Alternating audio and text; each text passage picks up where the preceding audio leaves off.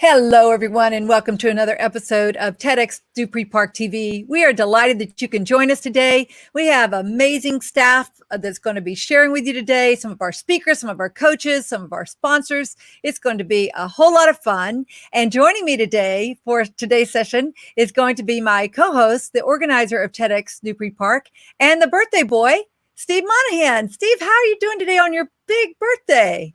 I am doing wonderful. How are you? I'm doing great. It's a beautiful Chamber of Commerce day here in Orlando, and life is good.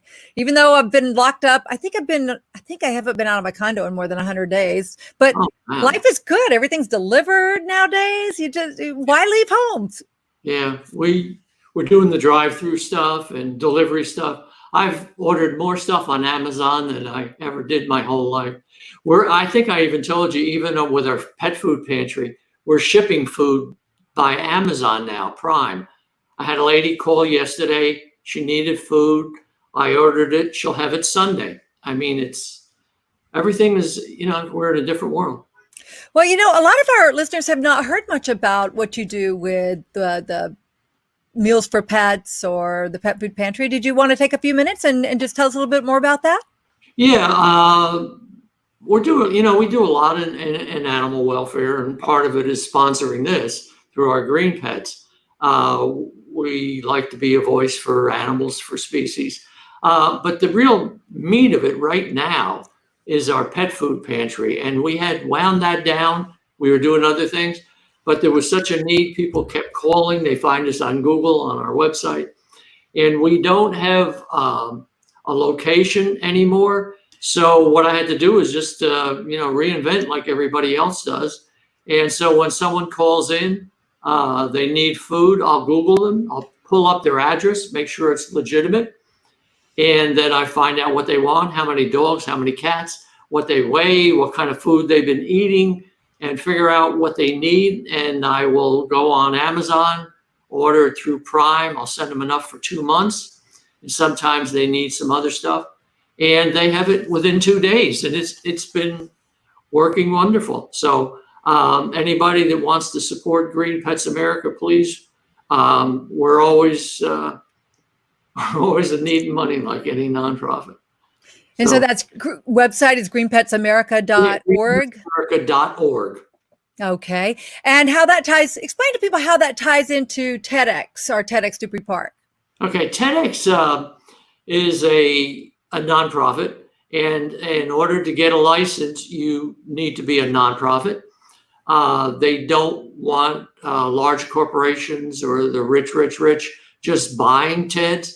So, and it's a community thing. So they want community nonprofits to be the lead. So when I signed up and got the license approved, we ran it through Green Pets America Charities. We've been around since 2007, and we are in the top 1% of nonprofits in the USA. We're small, but we do the right things.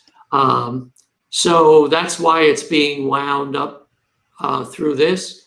We actually have a sister nonprofit called Seeding Greatness, and that's our theme and that's our focus.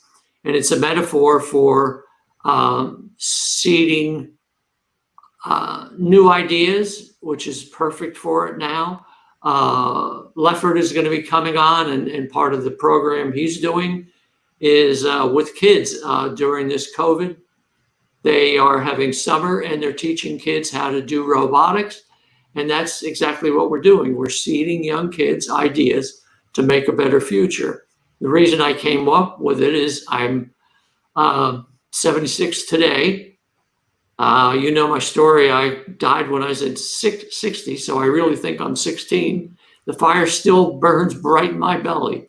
I'm still fired up. I'm raring to go. And this seeding greatness is the metaphor for an ancient Greek quote that societies grow great and flourish when elder men, the elders, elder women, elders plant seeds they know they'll never sit under. So that's the whole focus of this, doing things for the future, for the immediate, but also for the future. Even though we may not benefit we know there will be a future society and we want them to benefit. So that's the whole focus of this. We've got 20 experts from around the country that have amazing ideas that are changing the world right now, that are making lives better, that are inspiring others. And we are bringing them to share their ideas, and they're on animal welfare, species extinction, how to eat right, factory farming, against it, the health issues of it, even things on death and dying. And we need that today. You know, I'm stoic, you're stoic. You know, let's focus on what we can do. Screw what you hear in the news and all that other stuff. Just focus on what you can do and do it today. And well, I love that. And I just put out a post the other day. I think you commented on it. I just said, something like protect your mind like it's a precious jewel. And don't let the negative people and the negative information, the negative news. I went on a low information diet a few weeks ago, and I feel so much better. I just stopped listening to the news. I've stopped reading the papers. I've just stopped focusing on pandemic, chaos, riots, all these things. I know they're out there. Yeah. I know there's a lot of pain and suffering going on in the world. Do what I can. I'm doing what I can with what I have, and I'm helping as many people as I can in my own way. And this is working for me. So for those of you who are feeling all this anxiety and stress and depression, and I know that it's serious, and I know that's up there, but I encourage you, start a gratitude journal. That really helps. Write down the things that you're grateful for, and tune out, not TEDxDupreeParkTV. You got to tune in here because we're uplifting, and we're your vitamin B shot of uplifting spirituality and happiness here. Come see us every week. But otherwise, I encourage you to, if you don't need it for your everyday life, just tune out a little bit, right? Right. All it is fear mongering. And they go to they go back to our lizard brain, which is our fear, and they play on that, and it works. So people really have to stay away from it. And it's not this goody two-shoe stuff. It's, fight for it. If you got a belief, fight for it. Just don't roll over. That's still at this, I'm still happy and mad at the same time. And I think you need that yin and yang balance in you. Don't be passive. Don't let people run over you. Don't, buy ideas. Don't be a brain dead that just follows everybody. Follow your own mind, follow your own heart, trust in yourself, and help others. And if you're helping others, you don't have time to be worried about. You there? Can't hear you. Yeah, Okay. you're breaking up a little bit, but I think you said help others, focus on helping others. You don't have time to worry about something. Right. Okay. Well, speaking of bringing to the world people who are helping others and ideas that help each other, let's bring on our first guest. And he is just a remarkable person. And I'm so privileged to know him. And Steve, I know that he was, when you signed up for this TEDx, I think he was on your list of, we have to have him on the stage. This is a must do, right? Yeah, he was the first person on my list. First person on your list. All right. Well, let me tell you about our first guest today. It's Dr. Michael Good. He grew up in Mishawaka, Indiana. I might not have pronounced that properly. As one of 6 children. As a high school sophomore, he decided to direct his passion for animals into his career and became a veterinarian. Dr. Good attended Purdue University and entered the University of Georgia's College of Veterinary Medicine and graduated in 1978 and became a practice owner 1 year later. In 1998, after he saw a need to create an organization that could assist animal shelters and pet owners in need, Dr. Good formed the Homeless Pets Foundation, a 501c3 nonprofit organization. The Homeless Pets Foundation provides critical medical care, food, foster care, and comfort to those homeless animals. Foundation volunteers work together either to adopt these homeless pets locally or to transport them north, traveling on the Underhound Railroad. I love that, the Underhound Railroad, to shelter partners through whom they find loving adoptive homes. In 2010, Dr. Good created the Homeless Pet Clubs. These homeless pet clubs provide students, civic leaders, business owners, veterinarians, and community groups the opportunity to share their love of animals by promoting animal rescue and providing humane education to future generations. These HPCs have been a huge success by telling the stories of homeless animals, thereby increasing traffic and adoptions of local shelters and ultimately saving more animal lives. I can't wait. I've known Dr. Good and known about his work for literally decades because I was very involved in animal welfare when I was in Atlanta. And so I'm so pleased to bring him on. Dr. Good, thank you so much for joining us today. Well, thank you very much. And it's such an honor. And Steve is such a great man. When he came into my life, I've been forever changed. And I appreciate this opportunity. And I think we can do a lot of fantastic things together. And I'm looking forward to the event. I'm looking forward to really changing lives and changing the hearts and minds of anyone who has ever thought of reaching out and helping something that is totally helpless. And Steve's been a great inspiration, and happy birthday, my friend. Thank you. I'm the guy that should be 76 because I feel like it, man. But with all this stuff that's been going on, but despite it all,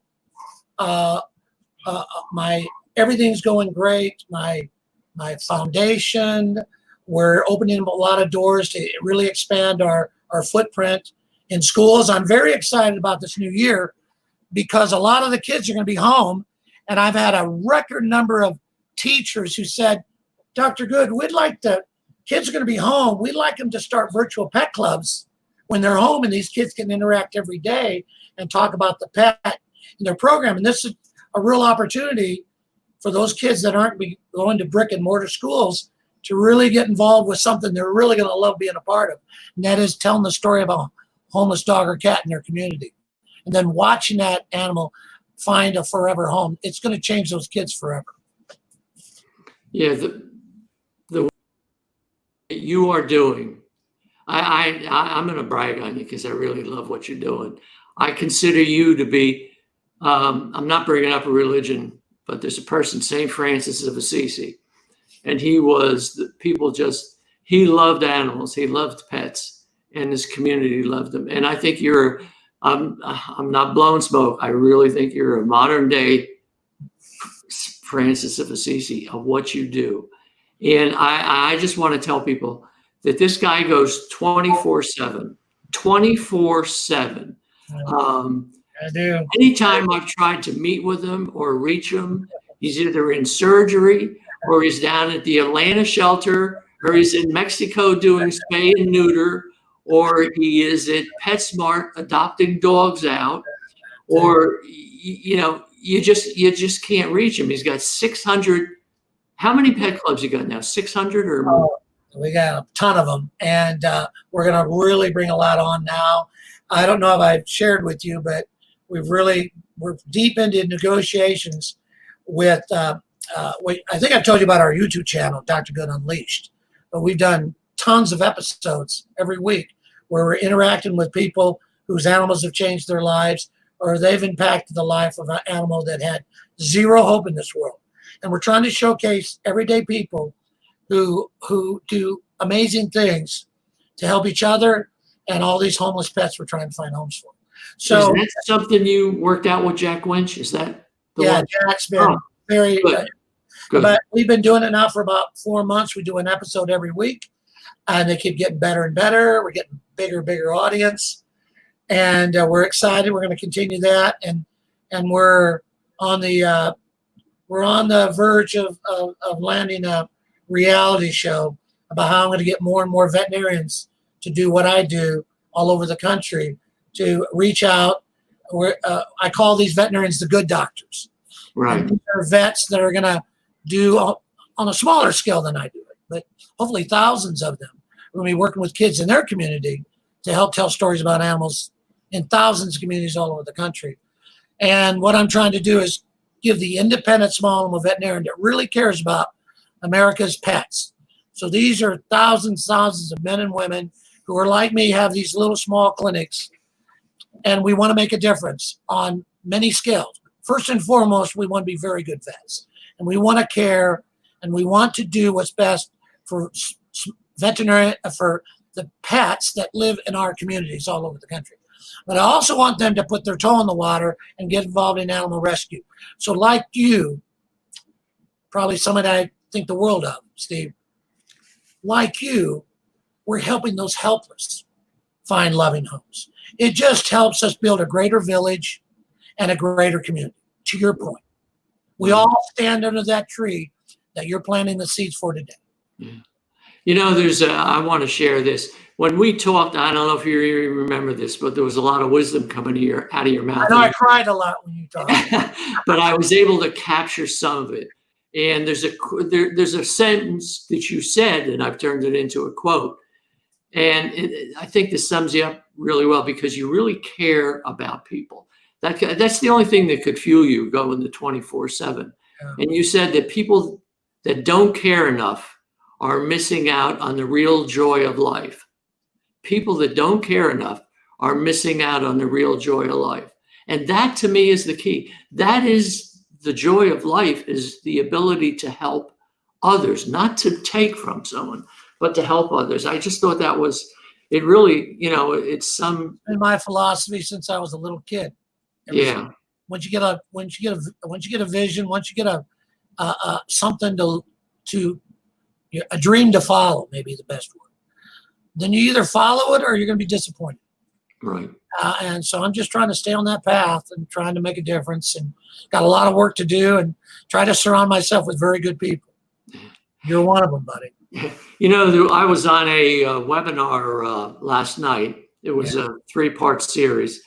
And I don't know if you'll remember, because I know you've saved probably 20,000 dogs or more. I mean, not even counting your vet center. I just went through that. But there's one dog going about 8 years ago. The dog's name was Cito, and it was a black Rottweiler, and you had to remove its leg.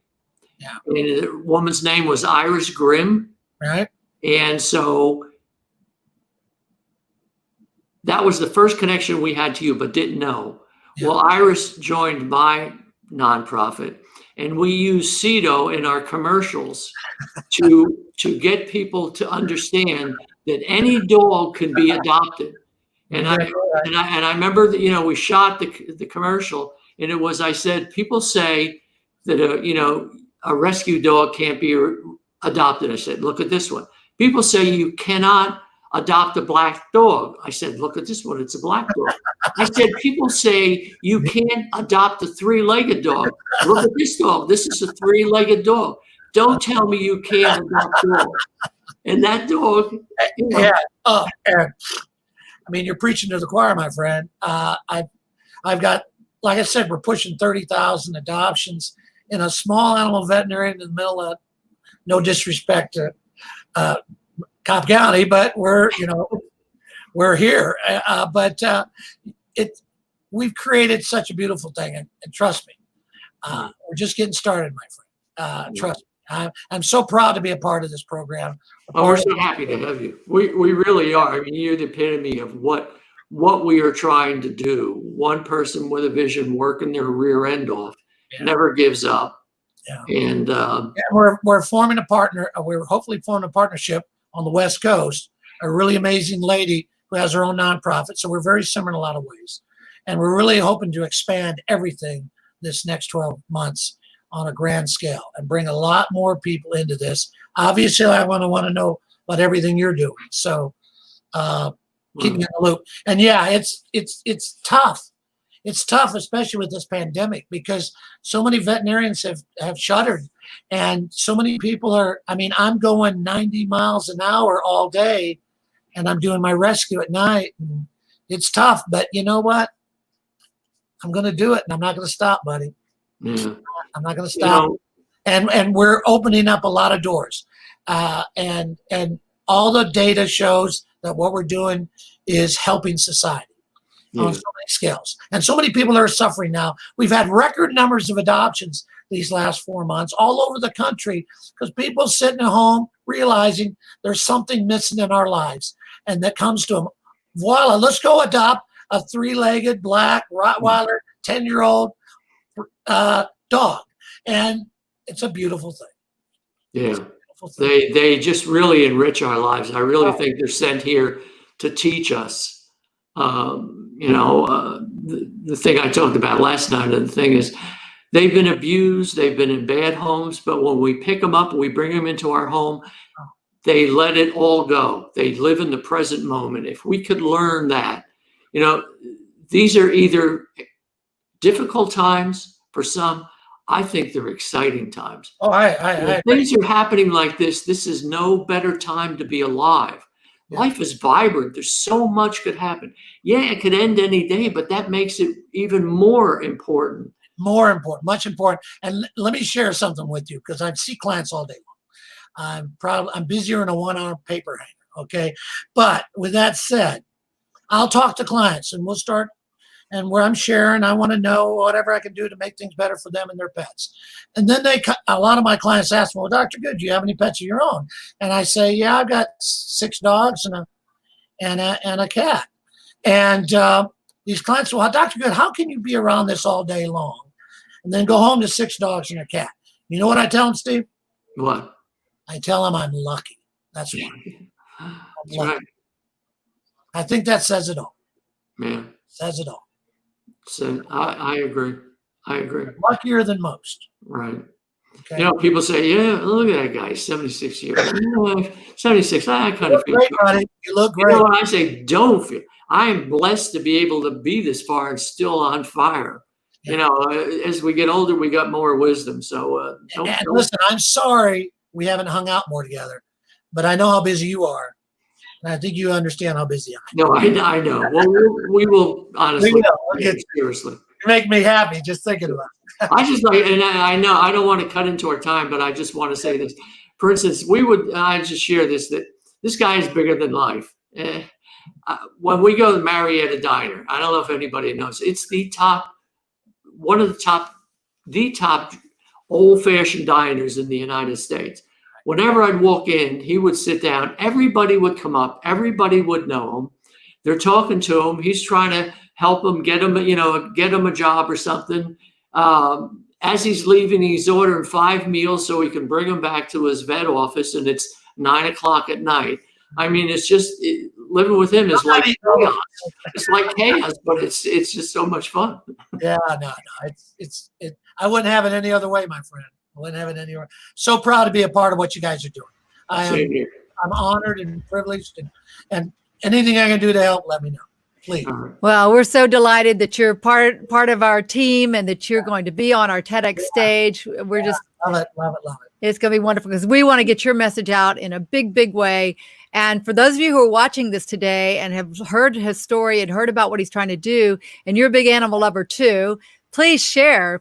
Click the share button right now and share this onto your wall and tell people that they need to watch this and learn about Dr. Good, his homeless pets clubs. We got to break all the records. Let's blow Donald Trump out of the water. Big time. Let's get everybody watching. Very good. All right. Well, thank you so much. Go save some more doggies, and we'll be supporting your efforts as much as we can. Thanks so much, Dr. Good. Bye-bye. Thanks so much.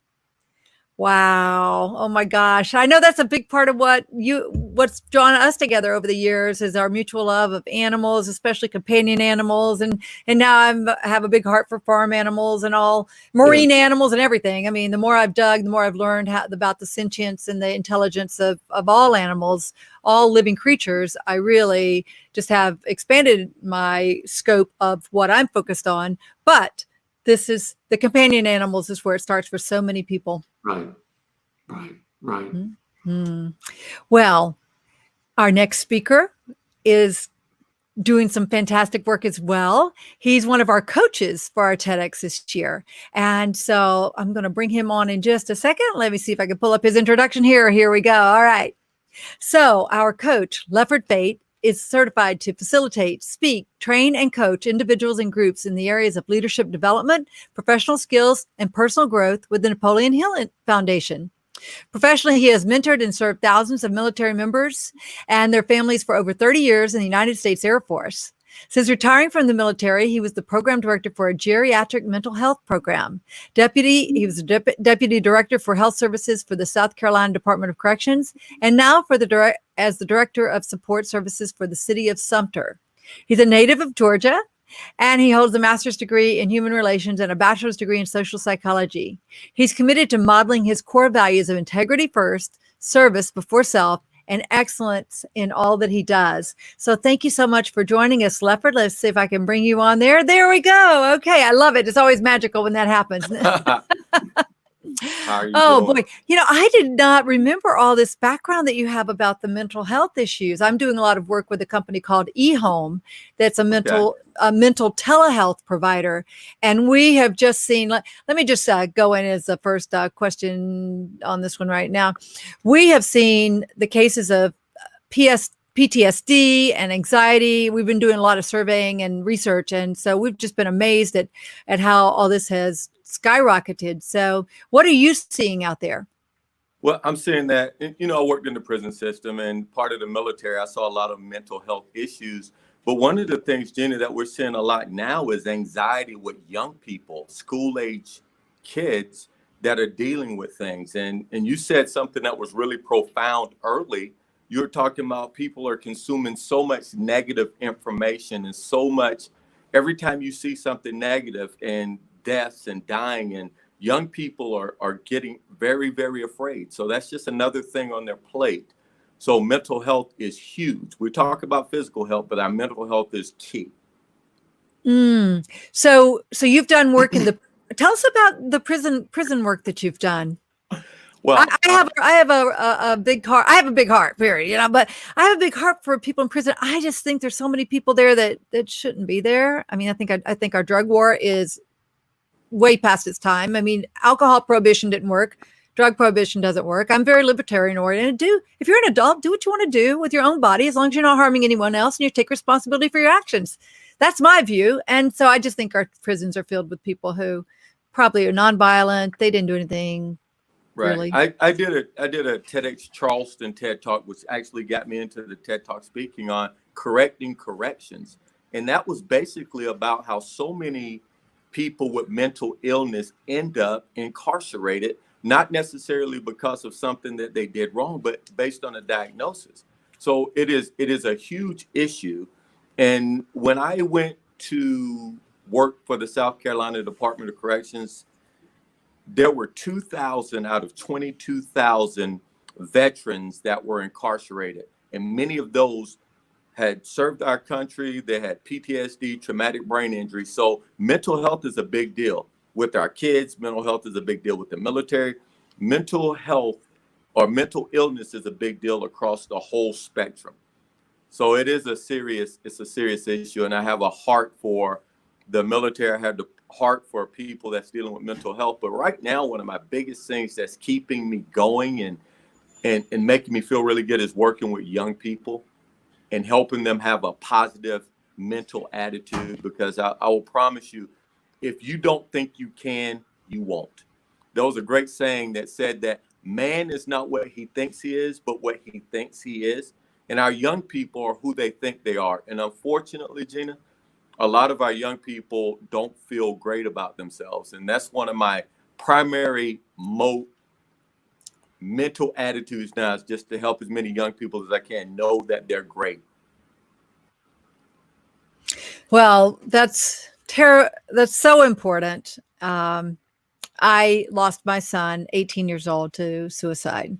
So mental illness, he had a variety of conditions that were affecting him. And so if he could have run into someone like you, who could have inspired him and helped him see the bigger picture, that would have been so wonderful. And so I really applaud the work that you're doing there. And I know that Steve has a lot of thoughts on these issues as well. So let me let you guys chat a little bit. Hey, Lefford. Hello, Steve. How are you, sir? I Happy am birthday. doing good. I really, we are so happy to have you as part of this, as a previous TED speaker, and now volunteering your time to be a coach. We've got 20 speakers and 20 coaches. The thing I admire what you're doing, the coaching with the Napoleon Hill. I read his Think and Get Rich 25 years ago. And it's something I would read every year. I've even run mastermind clubs on it.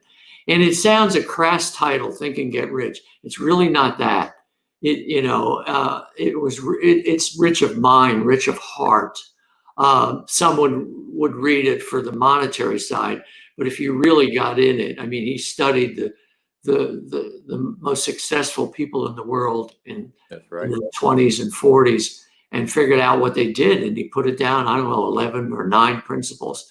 But it's a great book for people to read. Don't get turned off by the money. It's really is how to use your mind, and that was the whole trick in it. Where is the hidden word? And it was right. How are you going to do it? Well, the hidden word was think. Yeah. And if that's what think we need and to grow do. rich. Right. And that's why I'm still fired up of, people, if they just please wake up, come out from, stop diddly daddling on your phone and this, or listening to the news, or, you're being suckered. You're being taken advantage of by not using your own mind to think and figure out what is going on and why are people doing what they're doing. Could there be a reason for it? Maybe think through a couple more layers. So everything you're doing and teaching that is great. And, we have one of our speakers, Mark Hayes. He talks about, he was on Good Morning Atlanta. He's been a newscaster. Now he has his private business for years, well respected. And his story is he has two sons. One is a star athlete and one's in prison. And Mark is a well-respected person. His wife is not a prosecuting attorney, but like a district attorney. So they knew all this and still wound up there, for something not really big, but there for a long time. It needs a reformation. So I would, agree wholly on that. But let's talk about something really exciting that you're doing. I looked at a video that you did for the City of Sumter, that you're working there for a summer program, I guess it is, for kids. And to me, I saw it immediately. This is a seeding program. This is a seeding greatness program. You got it. This is what we're trying to do. It's sometimes hard for people to figure out.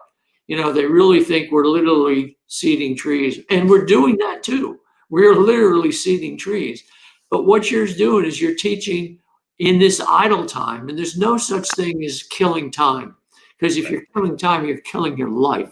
There's only living time. So I like it that you're not killing time with these kids. You're teaching them something to do with this time that we've got. And it's teaching them robotics.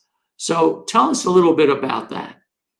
Well, it's actually several things. Robotics is a part of it. It's the whole STEAM thing. A lot of people just think about science, technology, engineering, and math, but we add the A there in the arts. But what we're doing in Sumter is we're working on their soft skills, their employability skills, their life skills, and also about the robotics. And we actually use the principles that Napoleon Hill taught. And Steve, when you guys were telling me about this seeding thing, this is one of the things that Napoleon Hill said. For every adversity, there's an equal or greater opportunity. There's a seed of an equivalent benefit. And so we're planting seeds. So in this time where a lot of kids are distracted, we're teaching them about robotics, but we're also teaching them to have a definite major purpose, to figure out what they want, and to develop a plan and start going. And you may be saying, Lefford, they're young kids. They're 4th and 5th graders. It is never too early to start trying to figure out what people want to do. Because this is what I think when we were really young, Steve, I know you're doing it now because you said you had a restart. Right. But we dream big and we know what we want. We tell people we want to be doctors and lawyers and pilots and astronauts. We tell them all of these great things that we want to do. And then there's a time that we start saying, well, that's not realistic. Only 1% will be in the NBA or the NFL, or only a small percentage will be here. And based on where you come from, you can't do it. But if we can help young people start thinking of what is it that I really want to do with my life, and instead of saying you can't, saying you can, and help them develop those those things inside of them, decide what they want, and come alongside those people and help them get what they want. I think those are the seeds that we're not only planting, we're watering and we're harrowing so that they can grow up to be the best that they can be. And that's what we're doing in Sumter. And the thing that I'm so excited about is it's not just the city's not just doing it, the school district's not just doing it, the businesses are not just doing it, the churches aren't just doing it. The whole community is coming together and saying, what can we do to raise the next generation of leaders in our community? And we're going to plant those seeds, and we're going to water those seeds, and we're going to raise sunshine on those seeds. And if the Lord spares me 20 years from now, I'll get to see some of these kids that'll come up and say, we are who we are and where we are because what the city of Sumter did for us and with us. That's a wonderful program. I watched the video, and the thing I was impressed, you probably had 20 different people that were on it. It wasn't just 2 or 3 people doing something. As you said, it was from all different walks of life. They were all engaged, and that takes leadership. And I commend you for that. You were able to selflessly lead. I'm a Leo, so I like leadership. And they'll either you either criticize or not, but you have to have a heart, but you have to lead, and you have to be willing to be tough. So I really commend you for what you're doing. I wish you could take that program and somehow get others to see that and spread that, see that through other communities. I hope you're working on that, and maybe get it up to your governor so that he can share it, because you have a great program. And if we do one in 2021, we'd love to have you there and talk about it and give you that stage platform, because that's what we're trying to do, is give people platforms. The days of me just trying to figure it out myself is over. So now it's building a posse. It's right. Getting a gang that can get up there and really, spread all these ideas. And at the young stage is the best way to do it. Yes. Every child is born a genius. Every child is born a genius. Every child came here to do something. We came far away from somewhere to do something. And we are open to doing it until we're about 5. And then we start getting brainwashed. And people, even good people, say, well, you should think about that. You really want to be an artist? How are you going to make money on that?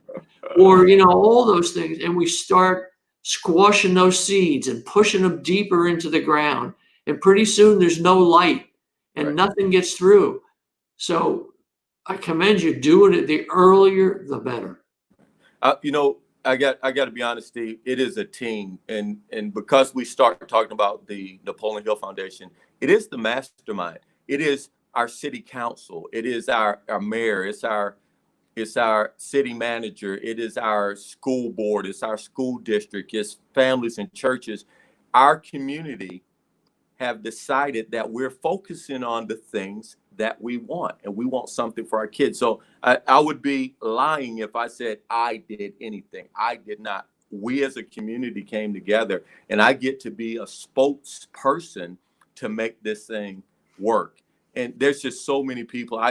I'll invite you over to Sumter, South Carolina, and see some of the things we're doing. And I'm going to take you up on that. I love to be on the stage telling the story of what we do, because we make a mistake when we think that we have to come up with the only ideas.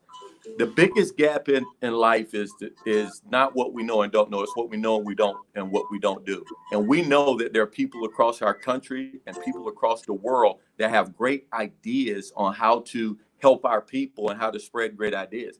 TED is a great platform. TEDxDupreePark is a great platform. So I know that getting this information out will be helpful.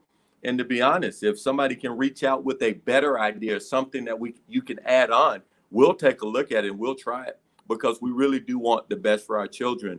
Because I can't sing a lick, but I do believe that the children are our future. Well, I'm serious. If we do it, we really would like to have you, because it's just a wonderful thing you're doing, and it needs to be shared. Can you imagine how different things would be right now if, as you said, everybody had a purpose? and we all knew in this country what our purpose was, we Americans will work towards it. The American people are wonderful people. It's Yes. the people above, and it's always been that way since the world. It's the people above that have their own agenda. If we could be left to our own, as Gina said, libertarian, we could take care of things. So if we had a purpose, we wouldn't be going through all this stuff right now. But that's why I really feel people need to have a purpose and be fired up about something, and we won't get conned into all this worry and fear. And so I applaud you Steve, for what you're doing. honestly, I think people have to rediscover their purpose. It's just like Sir Ken Robinson said, all kids are creative. We just get it washed away. And the same thing, all of us have a purpose. We just have to rediscover that purpose. Right, right. And sometimes you have to die to it. And I did. Thank God.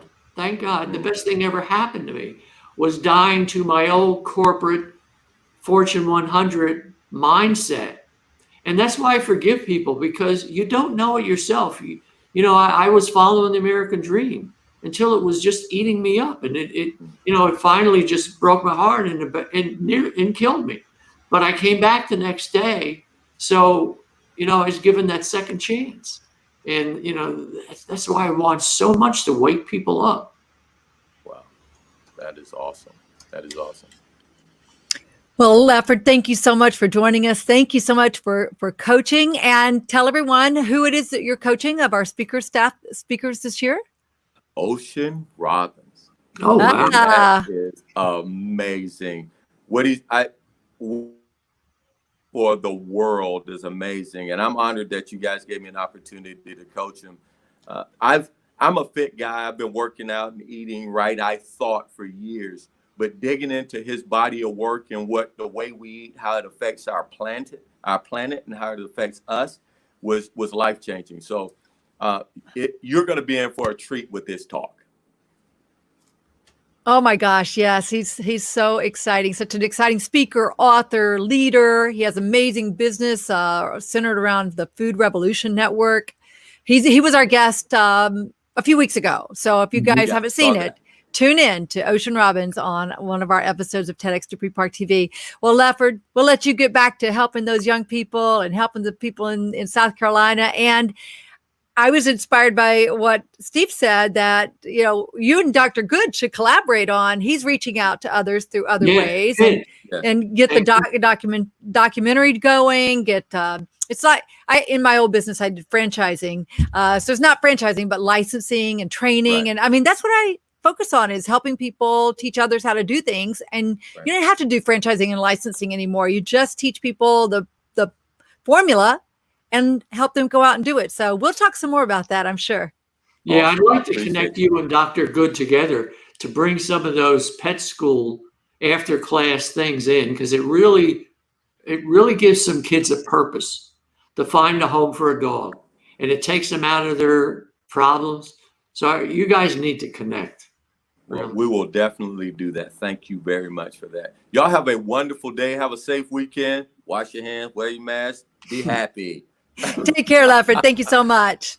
Oh my goodness. This is just so inspiring every week. Our speakers and our sages, our people who aren't on the stage yet, scheduled for the stage, but they're super smart people that we bring into our world, that we want them to share their wisdom, which our TEDxDupreeParkTV gives us that option now. So you guys tune in, put it on your calendar, 3 p.m. every day. Although on August, looks like we're moving to 2 p.m. Just giving everybody a heads up. We're probably moving to 2 p.m.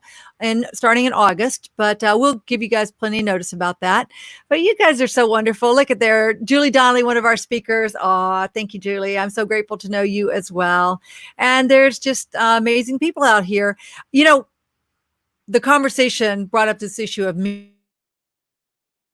meaning. And so Ikigai is one of the concepts that I talk about and think about. Can you hear me okay? I feel like I'm freezing up a little bit here. No, you froze up just then. No. Okay. Well, this is one of the concepts that I'm very passionate about. It's called Ikigai, and that's the reason for being. And so there's this there's these areas in the world called the blue zones. I'm kind of in the blue zone myself today. I got this blue haze around me. But in the blue zones, people regularly live to be over 100 and in good health. And very much they follow the diet that Ocean Robbins recommends and that Lefford was just talking about. But another thing that's common about people in the blue zones that live to be 100 plus in good health is they have a very big focus on reason for being, on their purpose in life. And in Japan, Okinawa, which is one of the blue zones, they call it the ikigai. So it's just a concept I love. I talk about it a lot. I teach about it a good bit. And that's just what you guys were making me think about as I heard you chat about it. Yeah. I had read the blue zones too and studied them, and when I was writing blogs on it. And there's one thing that was remarkable to me. You're right. The oldest living in the world. And when the young sons went to Japan and started eating American, they came down with the same things that Americans were dying of.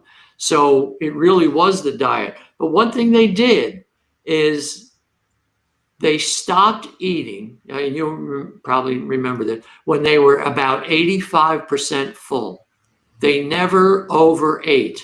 They would stop at a certain point, and there was a reason for it, without going into it, where we just keep eating and stuffing it in. But they would stop at 85% full. They did everything in balance, the yin-yang balance. Yes. Yes, I forgot the name of that concept, but push away at 80% full. Yeah. Well, we don't want to push away our next guest. We want to bring him on board so that we can hear from our next guest, who is Joshua Ludlam.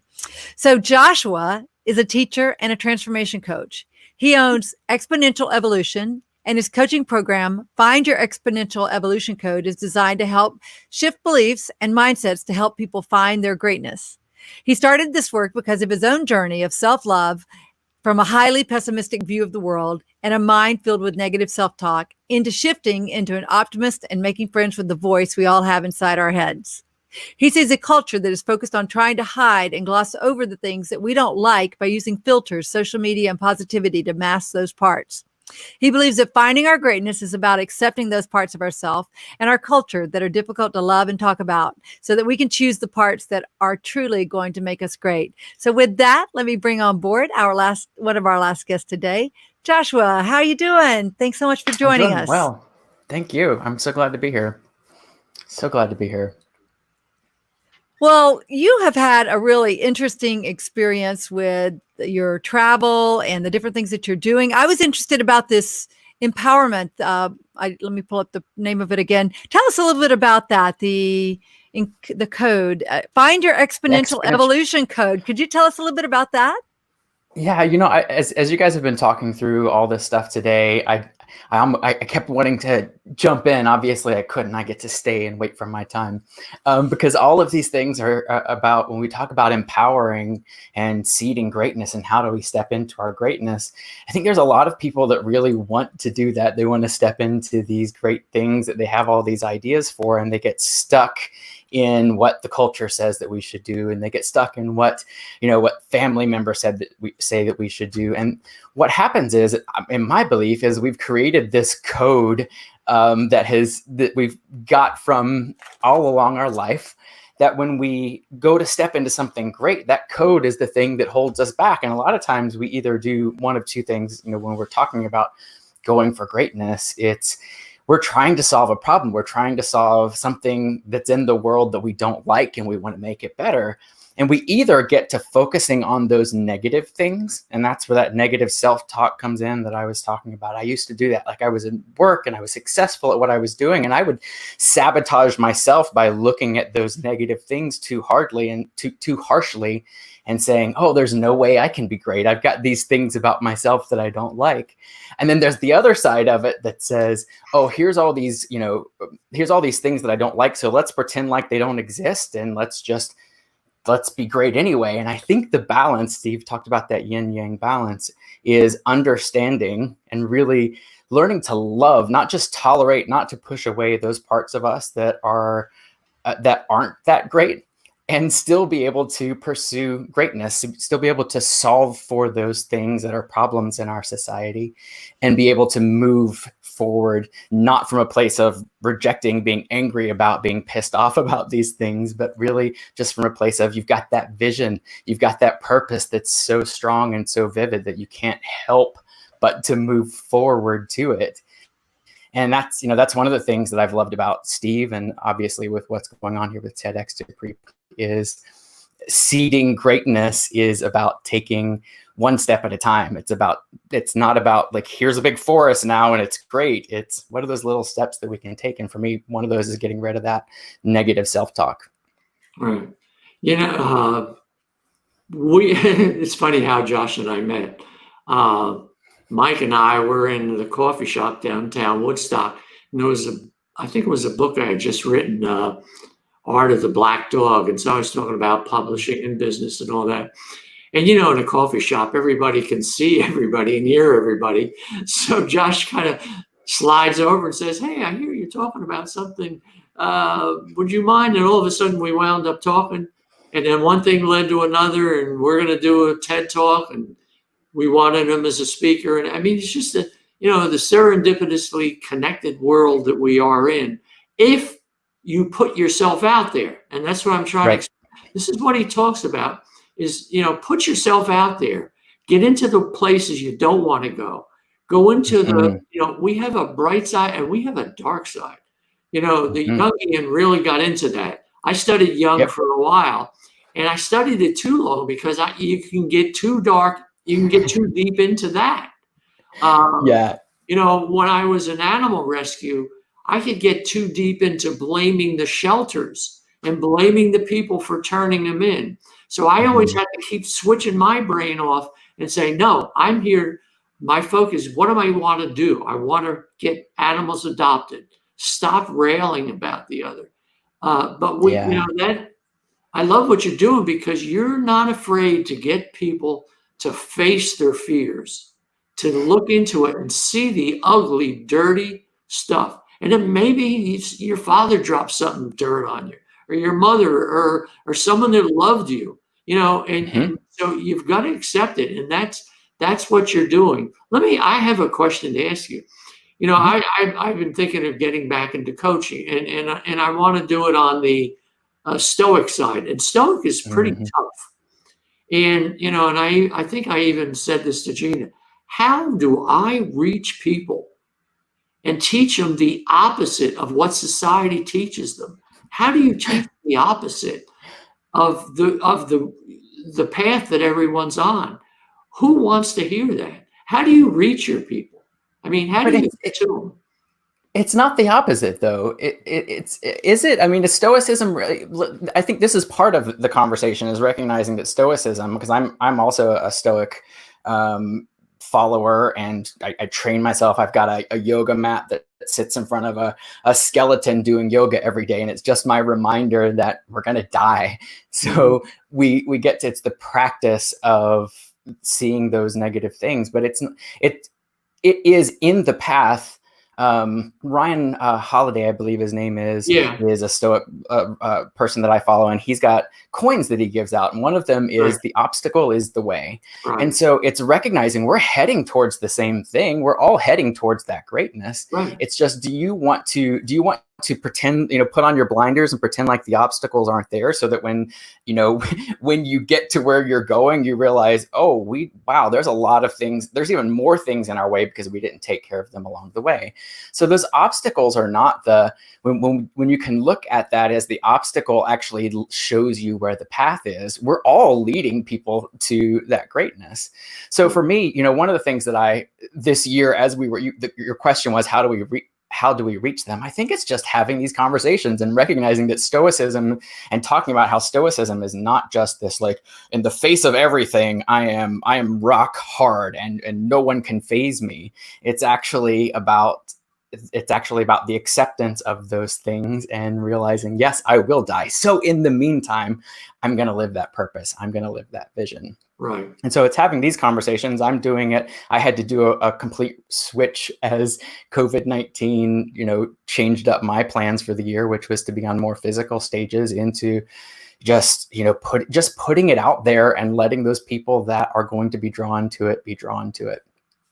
Right. Well, it's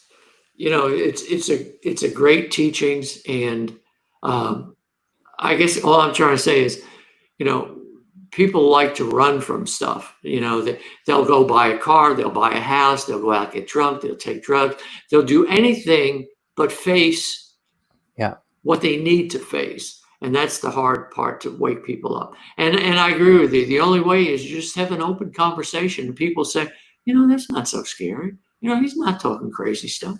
That's right. Yeah, maybe, someone did say something to me. Maybe I need to think about that again. So I just say it's a hard journey, what you're doing. And I praise you for doing it. I think the hard journeys, again, the obstacle, if the obstacle Right. is the way, those hard journeys are the Right. ones that are the most valuable. And when we can learn to, Right. when we can learn to pursue them with love and joy, and even in the face of those obstacles, that's when it becomes fun. Right. And I'll shut up because we're getting towards the end, but this TEDxDupreePark is just, we face the obstacles. We were supposed to have it May 15th. We saw things coming. Some people didn't want to see it, but it's there. You could see it. And so now, we've pivoted. So, that's the thing. But we looked at what is the problem and look at it square and say, okay, now how do we solve it? Not like, oh, this is terrible, we just got to give up. No. And we don't have to look far, because it's the problem. If we would look at the problem, and then we figure out now what is the solution. It tells itself. Yeah, it tells itself. It tells you exactly where that solution is. It's right there. It's on the other end of the coin. Problem, opportunity. Just flip the coin. It's the heads on one side and the eagle on the other. It's right there. And that's what we're doing. We're looking at that coin, figuring this. So now, how do we bring this? And it's working. I applaud you guys. This couldn't have been easy during this time, and thank you. I have to say, a great line. It's not so scary. And just a quick question for you, Joshua. I got to tell you, I really miss seeing you. We would see each other probably once a week or so. How has the COVID situation changed your business and changed your life? How are you adapting? And this whole thing is all about adapting. It's all about purpose. But I'd like to learn a little bit more about how you have adapted and how your business is growing and thriving. Yeah, it's so, to the point that I was making with Steve, my intent with this year as a part of TEDxDupreePark was to be more on physical stages. I've been putting a lot of time in locally, and recognizing, just a couple of weeks into this, I've got to move this into an online platform. And so I've started putting together online coaching programs, doing some stuff, just producing content through Facebook and YouTube, and some things that I had actually wanted to do, but I didn't feel like it was the right time for. Well, COVID said it's the right time. So you just jump into that. And it's, from a business standpoint, it certainly changed the way that I've had to go about business, but it's opened up so many new opportunities and so many people that I wouldn't have been able to reach otherwise, because I would have been focused locally here. So I'm excited about what's continuing to come down. Some of those things are just starting to really ramp up again. Yeah, I've been so excited, really, that people have made this pivot from the physical stages to the online stages, because they can reach so many more people. The people that I know that get on physical stages, they have a message that's powerful and that impacts people and makes their lives better. And so I'm excited that it's, I won't say forced, because I'm not into forcing anyone to do anything, but the times have necessitated that they move online, where they can, and the good news is they can reach so many more people and have so much more impact and help so many more people around the world. I think it's a beautiful thing. I've had to apologize to people. I've said I'm sorry, but COVID-19 was actually all for me to help lead me to the places where I was supposed to be going. So I really apologize for that. But I think a lot of people have felt like that it's just been this beautiful clearing process for a lot of people, where now this is the one thing that you get to focus on. And I've seen a lot of people clearing what they were focused on. Well, that's certainly an excellent way to look at it. And with that, Josh, we will bid you adieu And thank you so much for joining us here. You've been fantastic, a fantastic guest. We can't wait to see you on our TEDx stage and possibly have you as a return guest here to TEDx Dupree Park TV. Thanks so much. Looking forward to it. Thank Bye, you. Joshua. See you, Joshua. Well, that wraps up another show. Mike, I know you're always enthusiastically supporting our call for sponsorships. Would you like to just share a couple of words about that today? I guess my same line, we're going to blow the doors off of Woodstock, Cherokee County, Georgia, and the world. I'd like you to imagine your name, your company's name aligned with TED, probably one of the most recognized and respected brands on planet Earth. It's a great opportunity. One of the things that we've learned that we've talked about throughout this particular episode is the notion of purpose and a reason for being. Our purpose is to seed greatness and to share ideas that we believe will impact others, that we hold dear in our hearts, and we think will make a difference in the world. We'd like you to be a part of this. I promise it will be a terrific journey and experience for you. Please think about donating, think about sponsoring. It's once again, a terrific opportunity to get your message out to the world. So it's easy to do. Go to TEDxDupreePark.com. You can reach me on Facebook, on LinkedIn. You can reach Steve on Facebook and LinkedIn. You can reach Dina. We make it really, really easy. And I got to tell you, Woodstock is a great community and a great fostership for what we're trying to accomplish here. Well, that's a great way to leave it. Thank you so much for sharing that powerful information. And I look forward to continuing to see what you're doing. You're out on your beautiful nature walks every day around the lake and around the park and everything, and just showing such wonderful. If you guys aren't watching Mike's videos and his pictures and all of those things on Facebook, Mike is Mike Cena. So look for Mike Cena on Facebook, and you can find him. He's based in technically Roswell, Georgia, right? Well, actually Mountain Park, which is in between Roswell and Woodstock. It's a little, I call it the Lost World. It's a little bitty community that's down in a hole on a couple of lakes. I got to tell you, for everything we're going through, I couldn't be in a much better place. Life has a way of working out. And going back to this notion of purpose and being, it's my purpose. Well, that's a great ending. Well, birthday boy, why don't you take us out with some words of wisdom here? Oh boy, you throw. It's not wisdom, but I'll leave you with this. I thought about, there's an old saying, I'm 76. There's an old saying, only the good die young. Well, I guess I proved that right. Because I'm still here. I'm trying to be good. I'm in my second life, and I've got a second chance to make it over. But, I just want to say, don't worry about any of this. There's a lot of things going on. Just think of every day. Every day to me is a blessing. That restarted my clock 12 years ago. I go out, I touch the trees. I touch the flowers as they're growing. I draw their energy. I'll take my shoes off. I walk on the earth. All the energy comes through. I'm Buddhist by training, by learning, and they believe, that energy is always here. You can't end it. You can't create it. It's here. This is one journey.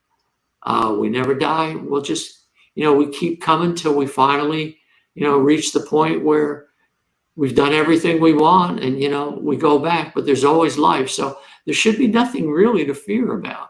The only fear you should have is not being willing to live, to being so fearful that you don't live. Just challenge it. The gutsier you get, the more grace is behind you.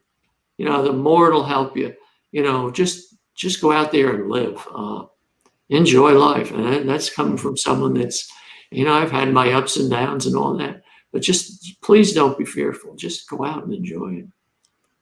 Well, there's so many people that are decades younger than you that are saying, oh, I can't learn technology. I can't do this. I can't do that. And here you are starting a brand new TEDx when you're 75 years old and bringing it to the world because you want to, there's so much that you could still do. And you're constantly thinking of new things and trying new technologies. You've gotten me trying some new technologies. Yeah. Yeah. It's just, I've been blessed, and I think it's all there. Maybe it wasn't beaten out of me, but that life is interesting. I'm just so curious. I read 1-2 books a year. We just need to be curious. The biggest blessing we could have is be born with an insatiable mind and keep learning. And I'm building websites. I'm doing all these strange things, publishing books, doing animal rescue, doing this. We all should be doing that. Just go for it. Go for it. Go for it. Well, that Go sounds for like it. a good way to end our show today. Go for it. Go forth and seed some greatness. And we'll see you guys back here next week on Friday at 3 p.m. Eastern. That's July 31st, I do believe. July 31st. Yes. July 31st. So July is almost over. And then we'll see you around the web, and go over to our website, go over to our Facebook page, TEDxDupreeParkTV, at TEDxDupreePark.com, that is, and investigate. You can sign up. You can help us out as many different capacities, as well as plug into sponsorship. That's really key. Take care, everyone. Go forth and seed some greatness. All right. Be well.